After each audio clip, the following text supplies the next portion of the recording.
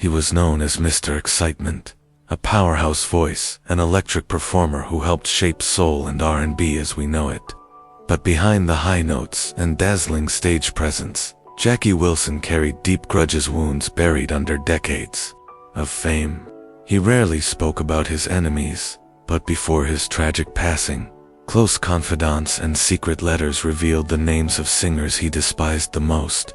These weren't casual feuds, these were bitter betrayals, professional envy, and deep personal scars. What made Jackie turn against them? And why did he stay silent until the very end? The truth might shock you. Jackie Wilson was born on June 9, 1934, in Detroit, Michigan, a city that would later become the epicenter of American soul music. Raised in a working-class African-American household, Jackie's early life was anything but easy. His father was an alcoholic, and the streets of Detroit offered more danger than opportunity. But Jackie had something special, a voice that could stop people in their tracks. Even as a child, he sang in church and neighborhood gatherings, capturing the attention of anyone who listened. By his teenage years, Jackie was already involved in music professionally. He joined a local gospel group, then moved on to rhythm and blues with the Dominoes, replacing lead singer Clyde McCrae. That transition became his breakthrough. Jackie's charisma, incredible vocal range, and sharp dance moves set him apart. When he went solo in the mid-1950s, his hit, Lonely Teardrops, catapulted him to stardom.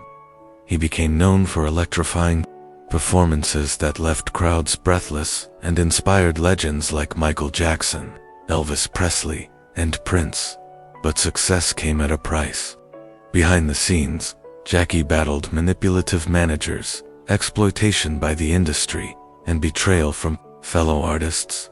Fame magnified tensions, and while the public saw a smiling showman, those close to him knew he was quietly keeping score. Some friendships turned into rivalries. Some collaborators became enemies.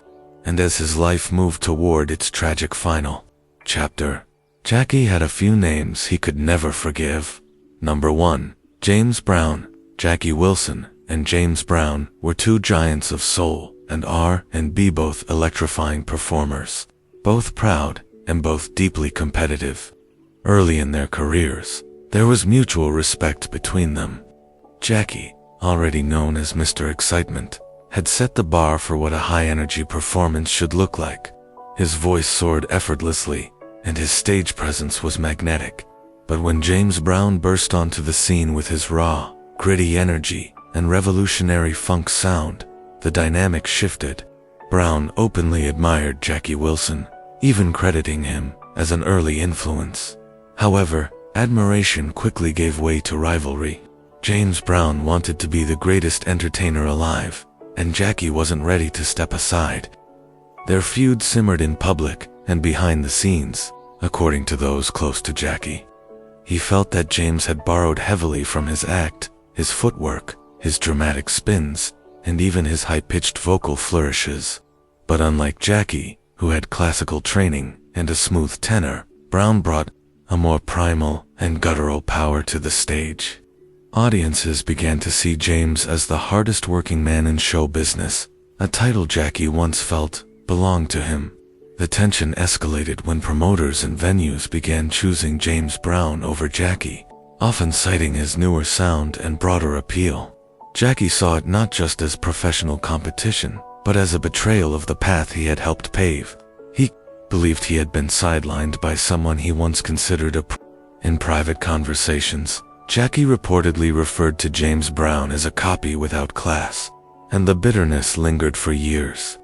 While fans admired them both, the personal relationship between Jackie and James was never repaired. Even near the end of his life, Jackie refused to speak kindly of the man he once inspired. Number 2, Sam Cooke. The rivalry between Jackie Wilson and Sam Cooke was as smooth as their voices and just as sharp beneath the surface. On stage, they dazzled audiences with elegance, charm, and vocal perfection. But behind the curtain, their relationship was anything but harmonious. Both men had risen from gospel roots, Jackie from church choirs in Detroit and Sam as the celebrated lead of the Soul Stirrers. When each transitioned into secular music, they carried with them an undeniable charisma that made them beloved figures in the early days of soul and pop. But their similarities may have been what fueled the tension. Jackie saw himself as the more versatile, technically gifted singer, while Sam's popularity soared with hits that blended gospel emotion with pop accessibility. Industry insiders whispered about Sam's smoother path, his ability to win over white audiences, his deals with major labels, and his rising wealth. Jackie, despite his immense talent, often found himself battling crooked contracts and feeling underappreciated. He reportedly grew resentful of the ease with which Sam navigated the music industry. Business matters also caused friction. Sam Cooke was not just a singer. He was a savvy businessman who owned his own publishing and record label moves Jackie never had the chance or backing to replicate. While Jackie struggled under controlling managers, Sam was building an empire. Some say Jackie admired this, but others close to him revealed that he felt slighted and overlooked by a system that celebrated Cooke while undervaluing him. Their occasional meetings were described as civil but cold. Jackie rarely spoke about Sam publicly, but in private, he viewed him as both a rival and a painful reminder of the doors that remained closed to him. When Sam Cooke died tragically in 1964, Jackie offered condolences, but he never called him a friend. Number 3. Teddy Pendergrass. The later years of Jackie Wilson's career, the soul music landscape began to shift, and new stars emerged, none more prominent than Teddy Pendergrass, with his deep, sensual voice and commanding stage presence. Teddy quickly became a favorite among audiences who once adored Jackie. While the public saw this as a natural changing of the guard, Jackie viewed it as a painful erasure. He had spent decades breaking barriers, electrifying crowds, and opening doors that Teddy now walked through with ease. According to those who knew Jackie personally, he struggled to watch younger artists gain the fame and recognition that had eluded him in his prime, especially those, like Teddy, who built their images around the same blend of sexuality, vocal power, and performance drama that Jackie had pioneered. To Jackie, Teddy Pendergrass represented a system that celebrated fresh faces while quietly forgetting its trailblazers. It didn't help that Teddy's rise came as Jackie's health and career were both in decline after suffering a massive heart attack on stage in 1975. Jackie fell into a semi-comatose state from which he never fully recovered. During this time, Teddy was headlining tours, topping charts, and being hailed as the new king of soul. Jackie, from his hospital bed, was all but forgotten by the industry he helped shape.